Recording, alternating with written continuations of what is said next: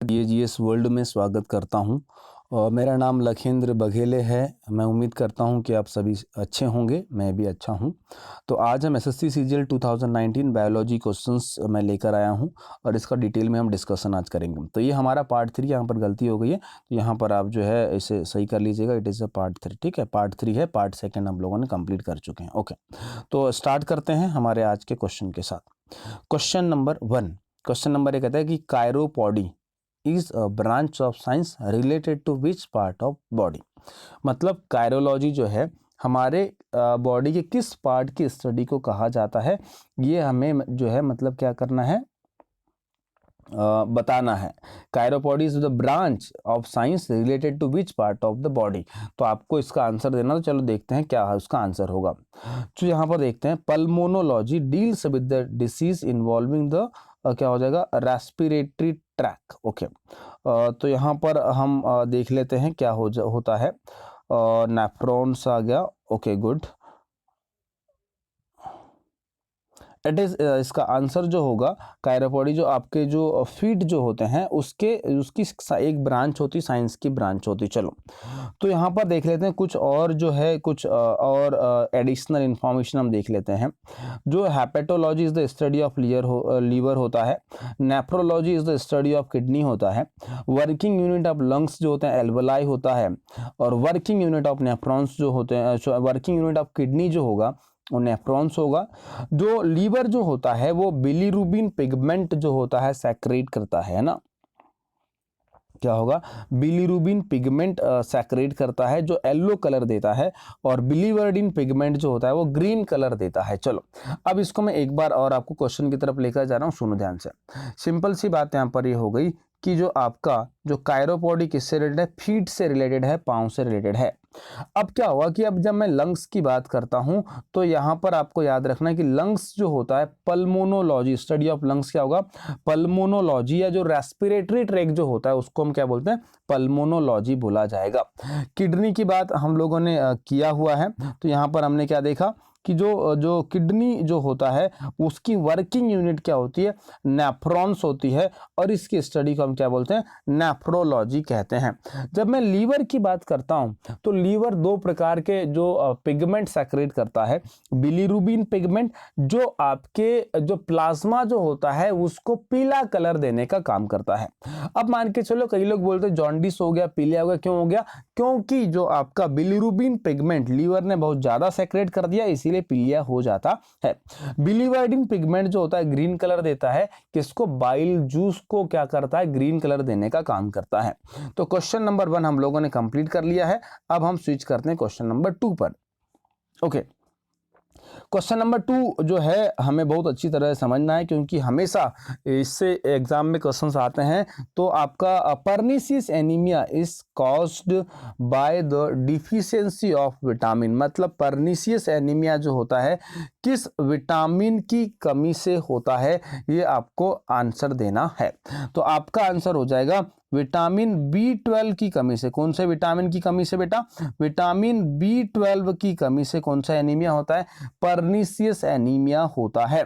अब देखो क्या है कि जो आपका विटामिन B12 के साइंटिफिक नाम को हम क्या बोलते हैं, साइनोकोबालामाइन बोलते हैं। तो एग्जाम में क्वेश्चन ये भी आता है कि कोबाल्ट जो है किस विटामिन में पाया जाएगा, तो आपका आंसर क्या होगा, विटामिन B12 में पाया जाता है। ओके, अब इसकी डिटेल में डिस्कशन देख लेते हैं। और जो बी कॉम्प्लेक्स जो है उन सारे विटामिन्स के साइंटिफिक नाम मैं आपको आज बताने वाला हूं, और आपको याद हो जाएंगे, मेरी गारंटी है। चलो, तो क्वेश्चन नंबर जो आपका इसका एक्सप्लेनेशन हम देखते हैं। विटामिन B1 को हम क्या बोलते हैं, इसका साइंटिफिक नेम जो क्या, केमिकल नेम क्या हो जाएगा, थायमिन। क्या हो जाएगा इसका केमिकल नेम, क्या हो जाएगा, थायमिन। विटामिन B2 को क्या होगा, राइबोफ्लेविन। अब देखो इसको याद कैसे करना है। विटामिन B2 मतलब 2 आएगा, है ना, 2 नंबर आ रहा है। अब क्या होगा, राइबो। अब देखो कि बी पर हम प्रेशर डाल रहे हैं, तो राइबो बी कौन से नंबर पर, 2 नंबर पर। तो विटामिन B2 का जो केमिकल नेम जो हो जाएगा, क्या हो जाएगा, राइबोफ्लेविन हो जाएगा। अब देखो विटामिन B3 कैसे याद करना है, नियासिन मतलब सी, मतलब तीसरे नंबर पर, सी पर ज्यादा प्रेशर आ रहा है, तो आप क्या याद रख लोगे, नियासिन याद रख लोगे। विटामिन B5 जो होगा, 5 को हम केमिस्ट्री में पेंटा बोलते बोलते हैं, तो पेंटोथैनिक एसिड ये आपको अच्छी तरह से याद हो जाएगा, जिस तरह से मैं उम्मीद कर रहा हूं। विटामिन B6 है ना, 6 एक्स पे ज्यादा जोर हो रहा है, तो पायरोडॉक्सिन, डॉक्सिन इस तरह से 6 आपको इस तरह से याद करना है। अब ये जो विटामिन B6 की कमी से एक एनीमिया होता है जिसका नाम है माइल्ड एनीमिया, जिसमें क्या होता है कि आरबीसीज का बनना ही बंद हो जाता है। ओके, विटामिन B7 5 के बाद 2 जोड़ोगे तो आपका क्या होगा, 2 मतलब बायोटीन, इस तरह से आप याद रख सकते हो। विटामिन B9 मैलिक एसिड या फॉलिक एसिड, और इसकी कमी से मैगेलोब्लास्टिक एनीमिया हो जाता है, जिसमें आरबीसी बहुत ज्यादा बड़ी होकर क्या हो जाती है, ब्रेक हो जाती है। विटामिन B12 साइनोकोबालामाइन कहते हैं, और इसका क्या होगा, परनीसियस एनीमिया, जिसमें क्या होता है आपकी आरबीसीज मैच्योर ही नहीं हो पाती है। ओके, तो यहां पर मेरे हिसाब से आपको चीजें क्लियर होगी। फिर से मैं एक बार बोल रहा हूं, आप आराम से सुनिए, आप उसे याद करो। विटामिन B1 क्या होगा बेटा, थायमीन। विटामिन B2 याद करो, मैंने क्या बोला था, 2 मतलब बी मतलब राइबोफ्लेविन। विटामिन B3 क्या होगा, सी नियासिन। विटामिन B5 5 को क्या, पेंटोथैनिक एसिड। Vitamin B6 pyridoxine. उसके बाद vitamin B7 biotin. Vitamin B9 malic acid या फॉलिक एसिड। विटामिन B12 क्या हो जाएगा आपका, क्या हो जाएगा उसमें, साइनोकोबालामाइन। ओके, आई होप यहां तक आपको बात समझ में आ गई होगी। 3 प्रकार के anaemia, mild anaemia vitamin B6 की कमी से, परनीस मैगेलोब्लास्टिक एनीमिया विटामिन B9 की कमी से, और विटामिन B12 की कमी से मैगेलोब्लास्टिक एनीमिया होता है। यहां तक आपको चीजें क्लियर हो गई होगी, मैं उम्मीद कर रहा हूं। ओके, क्वेश्चन नंबर 3 पर हम स्विच करते हैं। तो क्वेश्चन नंबर 3 आप पढ़िएगा जरा। ओके, यहां पर क्या कहा है, which of the following is the primary sex hormone in female. तो आप सबका आंसर हो जाएगा, और आप सब अच्छी तरह से इसका आंसर दे दोगे। क्या हो जाएगा बेटा, ओवरी इसका आंसर होगा। ओके, अब जो है इसको डिटेल में थोड़ा सा डिस्कस करने की कोशिश करते हैं। अब जो गोनेट्स जो होते हैं वो आपके सेक्स ऑर्गन होंगे। So gonads are the sex hormone, जो क्या हो जाएंगे, गैमिट्स क्या होते हैं, प्रोड्यूस करते हैं। जो मेल गोनेट्स जो होते हैं वो टेस्टिस होते हैं। क्या होंगे, टेस्टिस। यहां पर याद रखना कि मेल गोनेट्स या जो मेल जो आपका जो मेन सेक्स हार्मोन जो सेक्स ऑर्गन जो होगा वो आपका टेस्टिस होगा, जो आपका स्पर्म प्रोड्यूस करेगा और मेल सेक्स हार्मोन प्रोड्यूस करने का काम करते हैं। तो यहां पर 2 बात, टेस्टिस जो होते हैं मेल गोनेट्स होते हैं, ये क्या स्पर्म और मेल सेक्स हार्मोन प्रोड्यूस करते हैं, और फीमेल गोनेट्स जो होते हैं ओवरी होते हैं, जो क्या ओवम या अंडे या फिर फीमेल सेक्स हार्मोन प्रोड्यूस करने का काम करते हैं। ये आपको यहां तक बात समझ में आ गई। अब सवाल ये उठता है कि सेक्स हार्मोन होते कौन से हैं। तो मेल जो होगा वो टेस्टोस्टेरोन होगा, और फीमेल में क्या होगा, एस्ट्रोजन होगा। ये वाला पार्ट आप छोड़ दीजिएगा, है ना, ये वाला पार्ट आप अभी छोड़ दीजिए, अभी कोई काम का नहीं है। चलो, ओके, गुड। ओके, तो मैं एक बार फिर से मैं आपको जो होगा मैं बता देता हूं।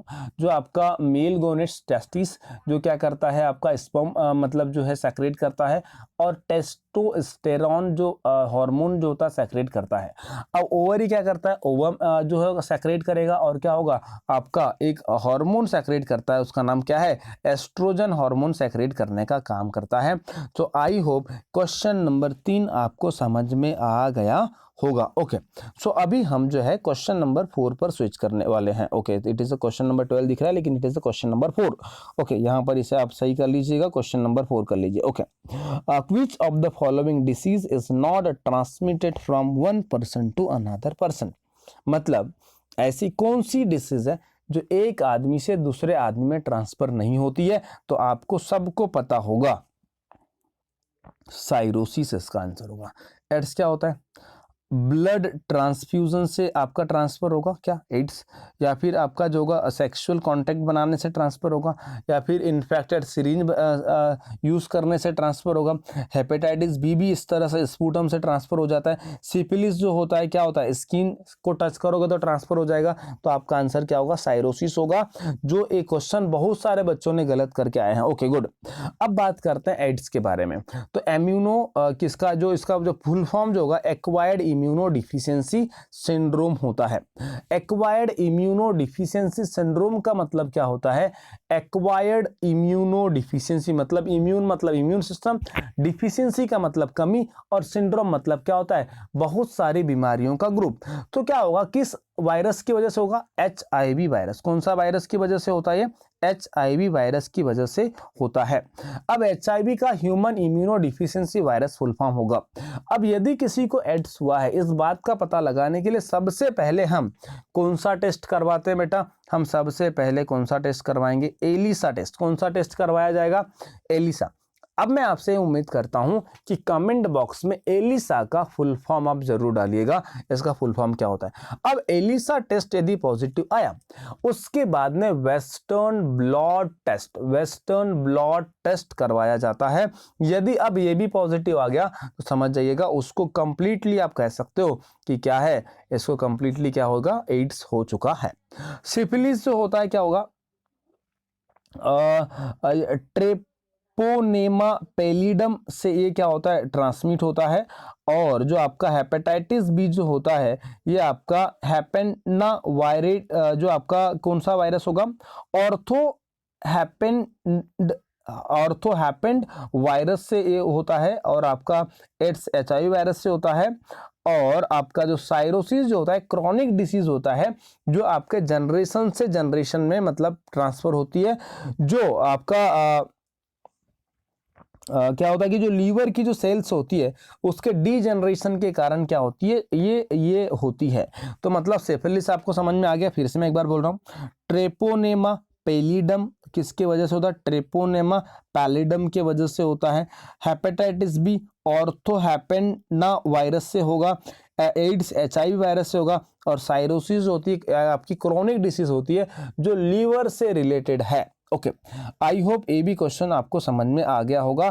Thank you so much for watching. यदि आपको हमारा प्रयास अच्छा लग रहा है तो आप कमेंट बॉक्स में कमेंट करके हमें बता सकते हैं। Thank you so much.